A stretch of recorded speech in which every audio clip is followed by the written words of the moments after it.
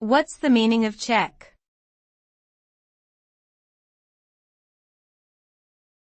Check.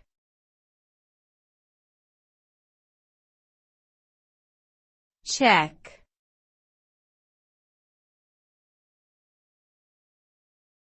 Check.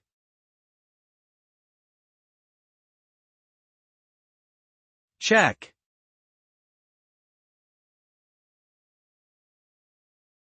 A check is a written order from a bank account holder instructing the bank to pay a specific amount of money to a designated recipient.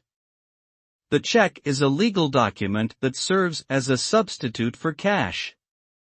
When a person receives a check, they must take it to their own bank where it will be deposited into their account. The bank will then verify the funds and process the transaction. Checks are still commonly used for various purposes, such as paying bills, making purchases, and transferring money between accounts.